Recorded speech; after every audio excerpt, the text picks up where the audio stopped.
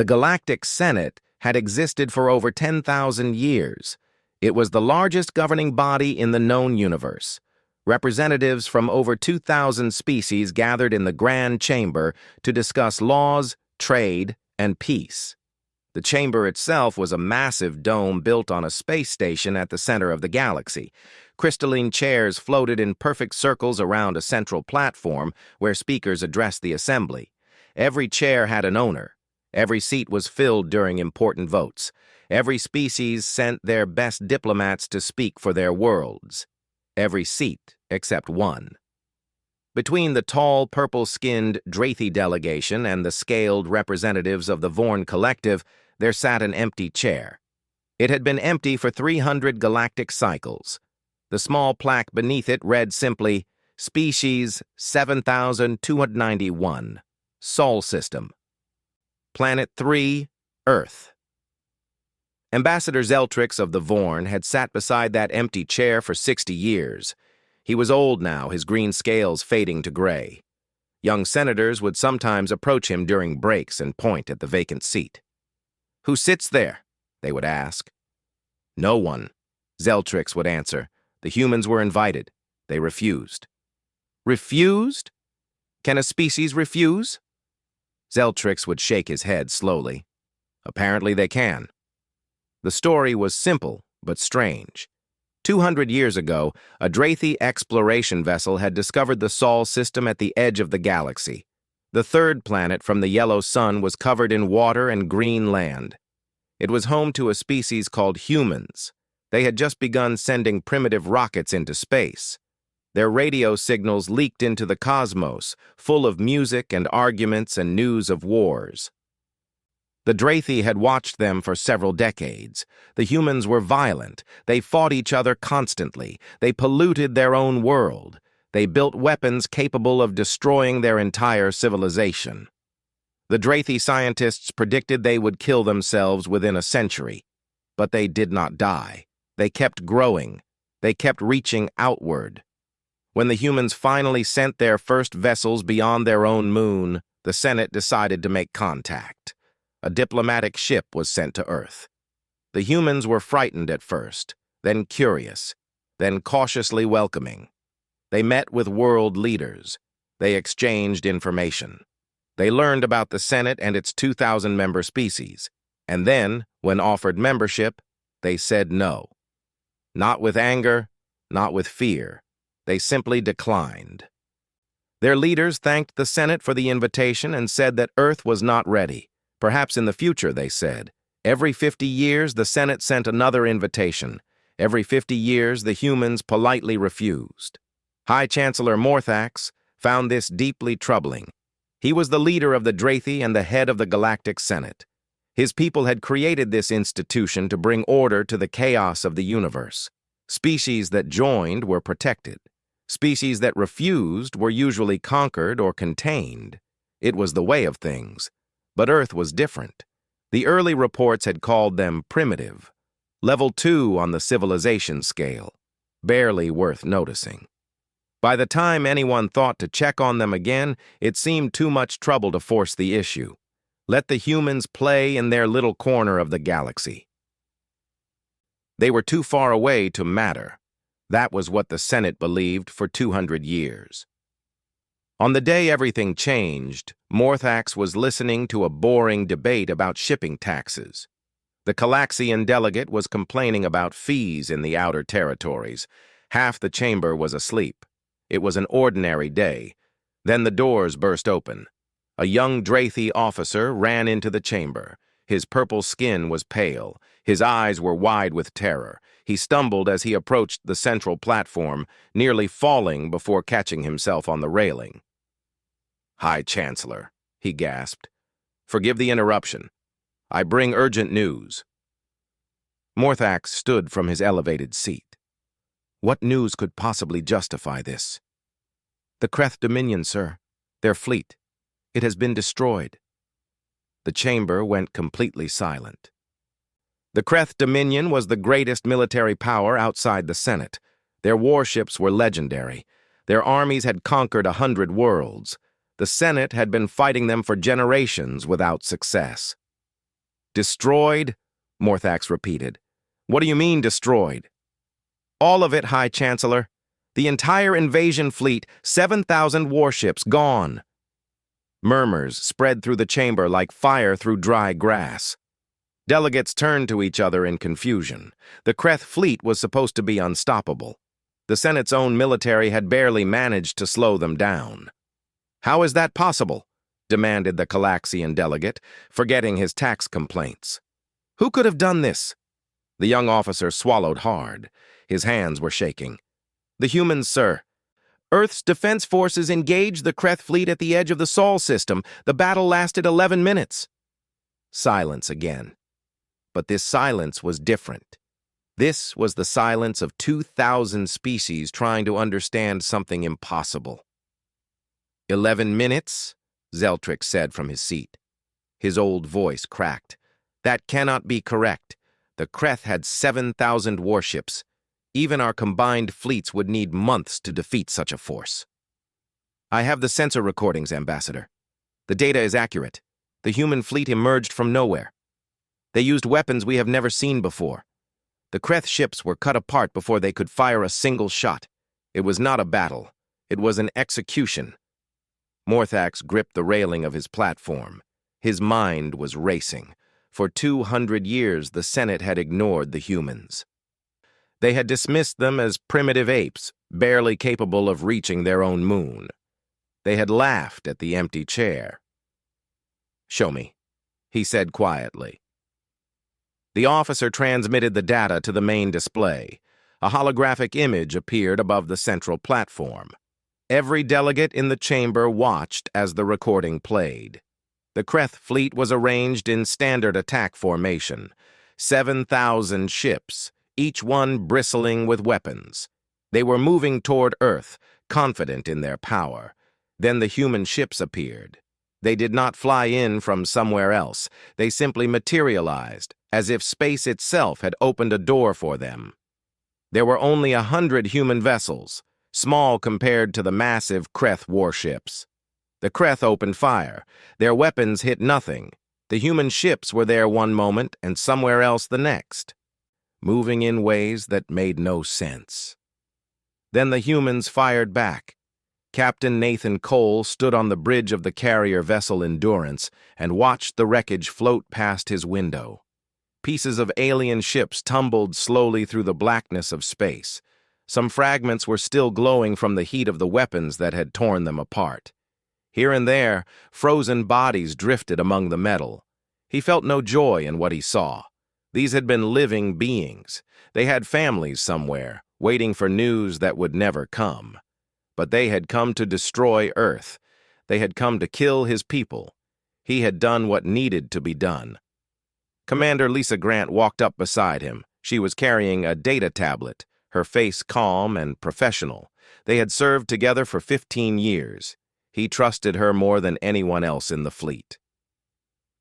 Final count is complete, she said. 6,942 enemy vessels confirmed destroyed. Estimated enemy casualties are somewhere around 4 million. Nathan closed his eyes briefly. 4 million lives, gone in 11 minutes. And our losses? 18 combat drones, 1 communications satellite, no human casualties. He nodded slowly. The mission had been a complete success by any military measure, but success tasted bitter when it came soaked in so much blood. Admiral Scott has been in contact, Lisa continued. There are survivors in escape pods, a few thousand at most. He wants them brought to Station 7 for questioning. And the Senate? Lisa allowed herself a small smile. They are requesting an emergency meeting. Apparently, they would like to discuss our membership again. Nathan turned away from the window. I imagine they would. After 200 years of thinking we were primitive fools, they just watched us destroy their greatest enemy in less time than it takes to eat lunch. He walked to the command chair and sat down. Around him, the bridge crew worked quietly at their stations. They were professionals. They knew how to do their jobs without needing orders for every small task. Set course for Earth, Nathan said. Standard approach. Let Admiral Scott know we will arrive at Station 7 in 3 hours. The Endurance turned smoothly and began moving toward home. Far away on the surface of Earth, a different kind of meeting was taking place. Secretary of Defense Kevin Park sat across from President Laura Bennett in the underground command center beneath the Rocky Mountains. The room was filled with screens showing data from across the solar system. Military officers moved between stations, updating information and sending orders. Laura was in her second term as president. She was 53 years old, with short gray hair and sharp blue eyes. She had spent her career in military intelligence before entering politics. She understood war better than most people who had never fired a weapon. Kevin was younger, barely 40, but he had been with the program since the beginning. He knew every secret. He had helped build the machine that had just crushed the Kreth invasion. "The Senate will want answers," Kevin said. "They have been watching us since first contact. They thought we were still using chemical rockets and arguing about which countries should control which pieces of land." Laura leaned back in her chair. "That is exactly what we wanted them to think." She pressed a button on her desk. A holographic display appeared between them, showing the history of human space development. The real history. The one that was hidden from the public and the watching alien eyes. In 1947, a Vorn scout ship crashed in the New Mexico desert. The pilot was dead, but the ship was mostly intact. We spent the next 30 years taking it apart and learning how it worked. By 1980, we had figured out the basic principles of their propulsion system. By 2000, we had built our first working prototype. The display showed early test flights, crewed ships wobbling through the upper atmosphere, explosions and failures, then gradually, success. When the Draithi made official first contact in 2025, we were already operating a hidden fleet of 50 vessels. We had bases on Mars, on the moons of Jupiter, inside asteroids throughout the belt. But we kept it all secret. We showed them only what we wanted them to see. Kevin nodded. We played the part of confused primitives perfectly. Our diplomats asked stupid questions. Our scientists pretended not to understand basic concepts. We let them think we were decades away from real space travel. And they believed us because they wanted to believe us. It is easier to ignore a potential threat if you convince yourself it is not really a threat. Laura stood and walked to the largest screen. It showed the current position of every human vessel in the solar system. There were thousands of them now. Carriers, destroyers, research ships, colony vessels. A hidden armada that had been growing for generations. The Kreth were predictable. They conquer everything they encounter. We knew they would eventually reach Earth. So we prepared. We improved our technology. We trained our soldiers. We built weapons that the Senate has never imagined. The displacement drives, Kevin said. The probability cannons, the quantum shields, all developed in secret, all based on principles that Vorn and Draithi scientists dismissed as impossible centuries ago. They stopped innovating when they joined the Senate. They got comfortable, safe. They forgot that the universe rewards those who keep pushing forward. Laura turned to face Kevin directly. And now they know. The question is what we do next. The Senate will demand we join. They will try to force us if we refuse. Let them try. Laura smiled, but there was no warmth in it. They do not have the power to force anything anymore. After what happened to the Kreth, every species in that chamber is going to be asking themselves the same question. If the humans can do that to the Kreth, what could they do to us? Fear can make people dangerous. Fear can also make people reasonable. We are not interested in conquering the galaxy. We do not want their territory or their submission. We just want to be left alone to grow and develop on our own terms. Kevin considered this. So we go to the meeting. We go to the meeting. We show them who we really are. We let them see enough to understand that threatening Earth would be a very poor decision. And then we offer them something better than fear. What? Partnership. On our terms. Not as subjects of their Senate, but as equals. As allies against whatever else. The human ship appeared at the Senate station without warning. One moment there was empty space beside the docking ring. The next moment there was a vessel. No flash of light. No ripple of distorted gravity. It simply existed where it had not existed before. Station sensors went crazy. Alarms rang through every corridor.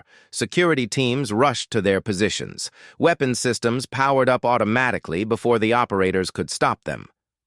High Chancellor Morthax watched from the observation deck as the alien craft settled into a docking position. It was smaller than he had expected, perhaps 200 meters long, with smooth curves and a surface that seemed to absorb light rather than reflect it. There were no visible weapons, no obvious engines, no markings of any kind. It looked wrong somehow. His eyes told him it was there, but something deeper in his brain refused to fully accept what he was seeing. The ship felt like a hole in reality, a blind spot in the universe. "How did they do that?" whispered Admiral Korath, the head of Senate military forces. He was standing beside Morthax, his scales pale with shock. "Our sensors showed nothing. No approach vector, no energy signature, nothing." "I do not know," Morthax admitted, "but I suspect we are about to learn many things we did not know before." He straightened his robes and walked toward the docking bay. A proper welcome party had been arranged. Delegates from a dozen species stood in neat rows. Honor guards lined the walls. Everything was precisely organized according to diplomatic protocol. But Morthax could feel the fear beneath the ceremony. Everyone present had seen the recording of the Kreth fleet's destruction. Everyone knew that the beings about to step off that ship could kill them all without effort. The airlock opened with a soft hiss. Ambassador Daniel Hayes walked out first. He was tall for a human, with gray-streaked brown hair and calm gray eyes. He wore a simple dark suit with no medals or decorations. Behind him came a young woman with black hair and alert eyes, carrying a data tablet. 4 humans in formal military uniforms followed, their movements precise and controlled. That was all. 6 humans to meet 2,000 species. Morthax stepped forward. He towered over the human ambassador, his purple form casting a shadow across the smaller being. This close, he could smell the human, a strange scent, organic and warm. "Ambassador Hayes," Morthax said through his translator, "on behalf of the Galactic Senate, I welcome humanity to these halls." Daniel inclined his head politely. "High Chancellor Morthax, Earth appreciates the invitation, though I notice this one was more urgent than previous requests." There was no anger in his voice, no threat, just a simple statement of fact. Morthax found himself impressed despite his concerns. This human was either very brave or very confident. Perhaps both. "You have received such invitations before," Morthax said carefully. "We have. We declined them for our own reasons. And now? Now circumstances have changed. We thought it was time to have a proper conversation." Morthax gestured toward the corridor leading to the Grand Chamber. "Then let us talk. The Senate is waiting." They walked together through the station. Everywhere they passed, aliens stopped to stare. Some pressed themselves against walls to give the humans extra space. Others watched with obvious fear in their eyes. A few tried to appear calm and failed completely. Daniel noticed all of this, but showed no reaction. His aide, Amy Chen, walked beside him, recording everything on her tablet. The Marine guards kept their positions, eyes forward, hands relaxed, but ready. "You destroyed the Kreth fleet," Morthax said as they walked. "We defended our territory. With weapons we have never seen before, technology we did not know existed." Daniel glanced at the Chancellor. "Your scouts visited Earth over 2 centuries ago. They saw chemical rockets and radio signals. They concluded we were primitive. They were not wrong at the time." But things changed. Things always change. That is the nature of life. The question is whether you change with it or get left behind. They reached the grand chamber. The massive doors swung open, revealing the circular hall filled with floating crystalline seats. 2,000 delegates watched as the small human party entered. The silence was total. Daniel walked to the central platform without hesitation. He had studied the layout of this room for months. He knew exactly where every species sat, what their concerns were, what they feared. Information was a weapon, and he had come prepared for battle. Morthax took his elevated position at the head of the chamber. Honored representatives, I present Ambassador Daniel Hayes of Earth, here to address the Senate at this emergency session. Daniel stood at the podium and looked out at the assembled aliens. So many species, so many worlds, so many centuries of history, and all of them were afraid of his small blue planet. Thank you, High Chancellor. Honored delegates. His voice was calm and clear, projected throughout the chamber by hidden speakers. I know you have questions. I know you have fears. I am here to answer the first and hopefully calm the second. He paused, letting the silence stretch. For 200 years, Earth declined to join this Senate. For 200 years, you assumed we were primitive, weak, insignificant. I am here to tell you that we encouraged those assumptions. We wanted you to underestimate us. Murmurs rippled through the chamber. Daniel waited for them to fade. We were not hiding because we feared you. We were hiding because we feared what joining you would cost us. We watched your Senate carefully. We studied your member species. We saw how they traded independence for security, how they stopped innovating once they felt safe, how they forgot what it meant to struggle, to fight, to grow. He stepped forward, his eyes sweeping across the chamber. Humanity did not want to become comfortable. We did not want to become weak. So we stayed apart. We built our own technology. We developed our own defenses. We prepared ourselves for whatever the universe might send against us. And the Kreth? Called out a voice from the Vorn delegation. It was Zeltrix, the old ambassador who had sat beside the empty chair for so long. The grand chamber remained silent as Daniel Hayes prepared to continue his address. 2,000 species watched him from their crystalline seats. Some leaned forward with curiosity. Others seemed ready to flee at any moment. The tension in the room was thick enough to taste. Daniel took a slow breath and began speaking again. I want to tell you about Earth. Not the Earth you think you know from your scout reports. Not the primitive world of pollution and warfare that your scientists dismissed as unimportant. I want to tell you about the real Earth. He gestured to Amy Chen, who activated her data tablet. A holographic image appeared above the central platform, showing the blue and green sphere of humanity's home world. Our planet is dangerous. It has always been dangerous. Ice ages froze entire continents. Volcanoes buried civilizations in ash. Plagues killed millions. Predators hunted our ancestors through forests and across plains. The very ground beneath our feet shakes and splits apart without warning. The image shifted, showing scenes of natural disasters. Hurricanes swirling over oceans, earthquakes crumbling buildings, floods swallowing entire cities. We did not evolve in a garden.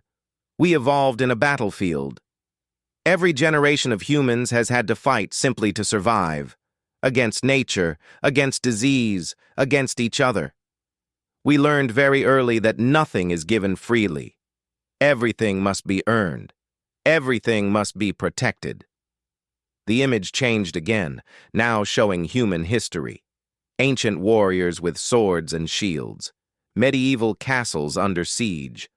Soldiers charging through mud and barbed wire. Mushroom clouds rising over burned cities. You look at our wars and see madness. We look at our wars and see lessons. Every conflict taught us something. How to organize, how to adapt, how to turn defeat into victory. We made terrible mistakes. We caused suffering on scales that would horrify you. But we learned from each failure. We grew stronger. Daniel stepped forward, his voice rising slightly. When we finally reached beyond our planet, we found something unexpected. We found that the universe was full of life. Thousands of species building civilizations across the stars. And almost all of them had joined your Senate. They had found safety in numbers. They had traded their sharp edges for soft comfort. He pointed toward the empty chair beside the Vorn delegation. That is why we refused to join. That is why that seat has remained vacant for 3 centuries. We watched what happened to species that became members. They stopped fighting. They stopped struggling. They stopped growing. Within a few generations, they became dependent on the collective. They forgot how to stand alone. The Calaxian delegate raised a tentacle. You speak as if peace is weakness. The Senate has prevented countless wars. We have saved billions of lives. You have, Daniel agreed, and I respect that accomplishment. But peace without purpose becomes stagnation. Safety without challenge becomes decay. Your oldest member species created wonders when they were young. They explored unknown regions. They pushed the limits of science. What have they created in the last 1,000 cycles? What new frontiers have they explored? Silence was his answer. Humanity could not afford to stop growing. We knew that the universe was vast and full of dangers. The Kreth were only one of many threats. There are things in the darkness between galaxies that neither you nor we have ever faced. When those threats come, you will need allies who still remember how to fight. Amy changed the display again. Now it showed the true scope of human military power. Shipyards hidden inside hollowed-out asteroids, weapons platforms orbiting distant moons, fleets of vessels moving through dimensions that Senate scientists had declared impossible. This is what we built while you thought us primitive. 23,000 combat vessels, 47 space stations, colonies on 17 worlds, and moons within our own system. Defense networks capable of destroying anything that enters our space. Gasps echoed through the chamber. Even Morthax seemed shaken by the scale of what he was seeing. We did not build this to conquer you. We built it to make sure no one could ever threaten our home. Every human child grows up knowing that the universe wants to kill them. That safety is an illusion, that only strength preserves freedom. He lowered his voice, speaking now with quiet intensity. Your Senate offers protection in exchange for obedience. We chose to protect ourselves. We chose to remain free, even if that freedom came with greater risk. We chose to keep our chaos, our conflict, our endless drive to become more than we were. The Drathi Admiral spoke up. You speak of chaos as if it is a virtue. Chaos destroys civilizations. Daniel smiled slightly.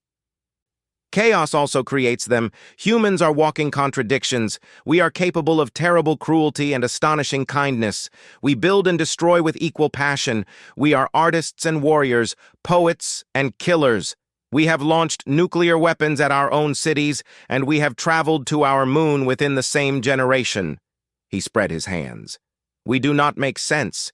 Even we do not fully understand ourselves.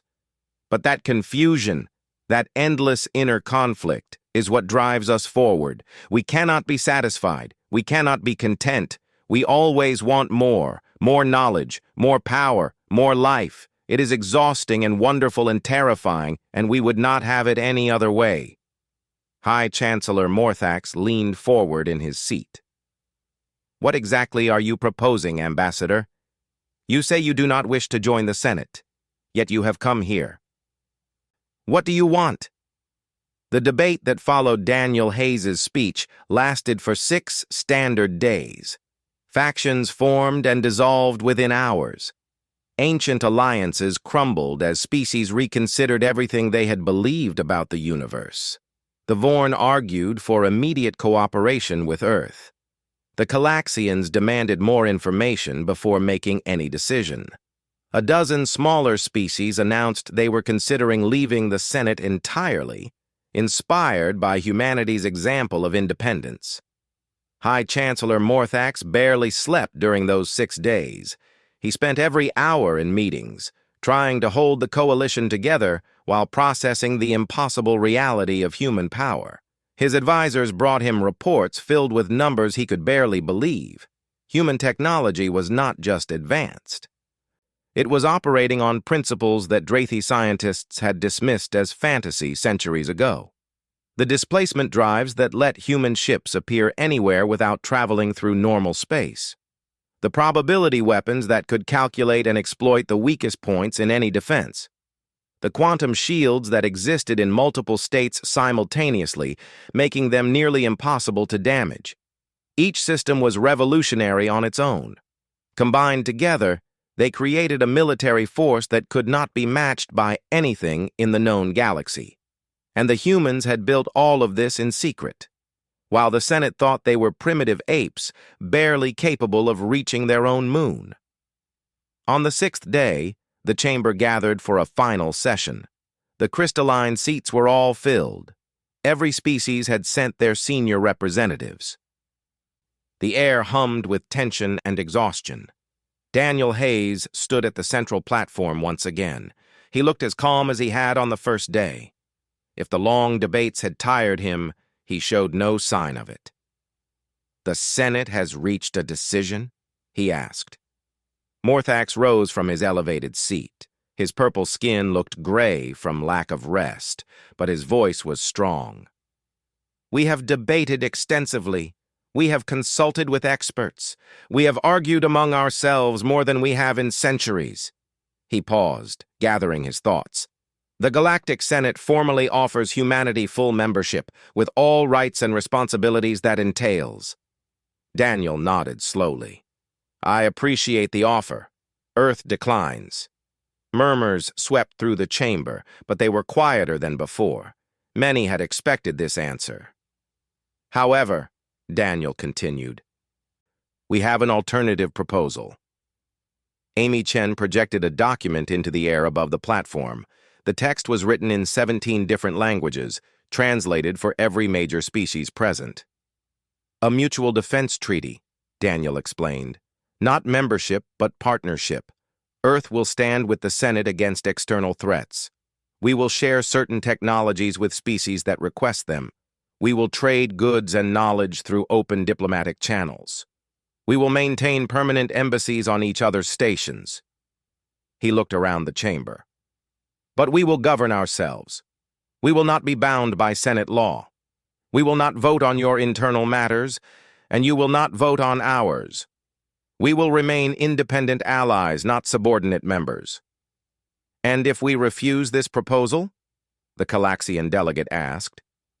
Daniel shrugged. "Then we return to how things were. Earth remains isolated. The Senate continues without us. We wish you no harm, but we will not sacrifice our freedom for your comfort." The silence stretched for a long moment. Then old Zeltrix of the Vorn raised his scaled hand. "I have sat beside that empty chair for 60 years. I always wondered what kind of species would refuse the safety of the Senate. Now I understand. Humanity is not rejecting us out of arrogance.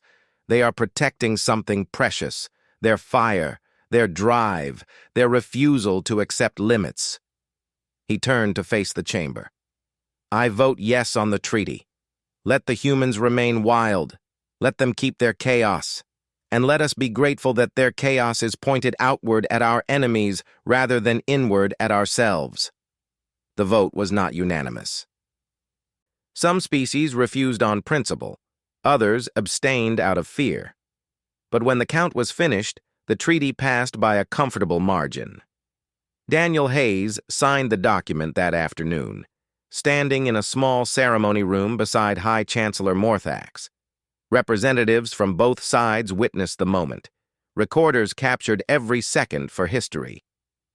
When the signatures were complete, Morthax extended his massive purple hand.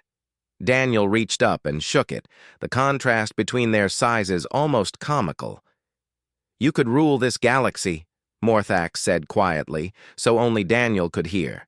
"With your power, no one could stop you." Daniel smiled. "That is exactly why we will not try. Power without purpose is tyranny. Humanity has enough challenges ahead without adding Galactic Empire to the list." "Then what will you do?" "We will watch. We will prepare. We will keep pushing the boundaries of what is possible. And when real threats emerge from the darkness between galaxies, we will be ready to meet them." "You speak as if such threats are certain." "The universe is vast beyond imagining, Chancellor. The Kreth were powerful, but they were also limited. They thought in terms of conquest and domination. Simple drives, simple goals. Whatever is out there in the true darkness thinks in ways we cannot yet understand.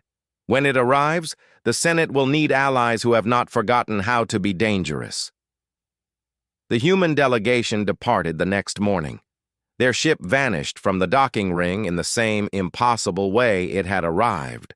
One moment it was there, the next moment it was gone, leaving behind only questions and a new treaty.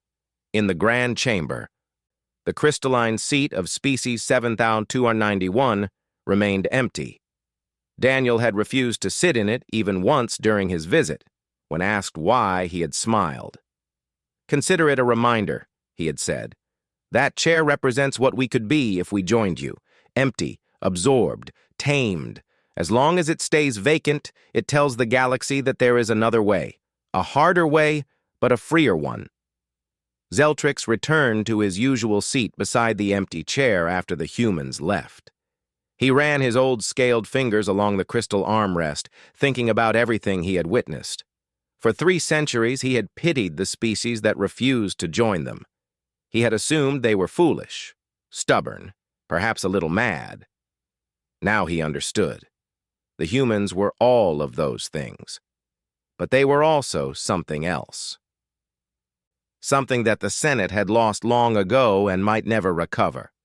They were alive in a way that comfortable species forgot how to be. Every day was a fight for them. Every achievement was earned through struggle. They did not coast on the accomplishments of previous generations. They built new accomplishments of their own. And that endless drive, that refusal to ever stop reaching for more, had turned them into the most powerful force in the galaxy without anyone noticing until it was too late. Zeltrix looked at the empty chair and smiled. Let it stay empty forever. Let it remind every species that walked through these halls that there was another path. A dangerous path, full of conflict and uncertainty, but also full of growth and possibility. The humans had chosen that path, and the galaxy was safer because of it. Not because humanity was kind, not because they were peaceful, because they were ready. And in a universe full of unknown dangers, readiness was the greatest gift anyone could offer. Outside the station, stars burned in the endless darkness. Somewhere among them, on a small blue world that had surprised everyone, humanity continued to grow. Watching, waiting, ready for whatever came next, the end. Daniel turned to face him directly. "I want you to understand who we are. I want you to see clearly that threatening Earth would be suicide. And I want to offer you something better than fear. Which is partnership, not membership in your Senate, not submission to your laws, a true alliance of equals. We will share knowledge with those who wish to learn. We will trade with those who wish to trade. And when external threats arise, we will fight beside you instead of against you." He paused, letting the offer sink in. The Kreth were strong, but they were not the strongest things in this universe. There are forces out there that make them look like children with toys. When those forces arrive, you will need more than treaties and debates. You will need warriors. You will need chaos. Daniel looked around the chamber one final time. You will need us, and we will be ready. The only question is whether you will be our allies or our obstacles when that day comes. The silence that followed was the deepest the Grand Chamber had known in 1,000 years. Daniel turned to face him. The Kreth made a choice. They chose to attack Earth. They chose to bring war to our doorstep. We simply responded to that choice. Decisively. You killed 4 million beings in 11 minutes. Yes. Daniel's voice did not waver. And I regret every death. But I do not apologize for it. They came to destroy us. We would not allow that. Any species that attacks Earth will receive the same response. This is not a threat. It is simply the truth. The chamber was silent again. Daniel let the weight of his words sink in before continuing. But we are not here to threaten you. We are not here to conquer or dominate. We are here because the galaxy has changed, and we believe it is time to talk about what comes next. He turned back to face the High Chancellor. Shall we begin? Is out there in the darkness. Kevin thought about the vastness of the universe. The Kreth had been terrifying, but the galaxy was large beyond imagining. There could be other threats out there, things even worse than the Kreth. When do we leave? He asked. Laura checked her watch. The diplomatic team is already preparing. Ambassador Daniel Hayes will lead the delegation. He is the best we have. If anyone can make this work, it is him. Far above them, in orbit around Earth, the ships of humanity's hidden fleet moved silently through the void. For 200 years they had waited. They had watched. They had prepared. Now it was time for the galaxy to meet the real Earth, and nothing would ever be the same again. Beams of light that cut through shields like they were not there. Missiles that seemed to multiply in mid-flight. Waves of energy that shut down entire ship systems at once. In 11 minutes, 7,000 Kreth warships became 7,000 fields of debris. The recording ended. The chamber remained frozen. Morthax stared at the empty chair beside the Vorn delegation. For the first time in his long life, he felt genuine fear. Contact Earth, he said finally. Request an immediate emergency session. It is time we learned what we have been living beside for the past 200 years. No one argued. No one spoke at all. The empty chair seemed larger now, more important, like a held breath before a storm. And across the galaxy, on a small blue world that everyone had underestimated, humanity prepared to answer.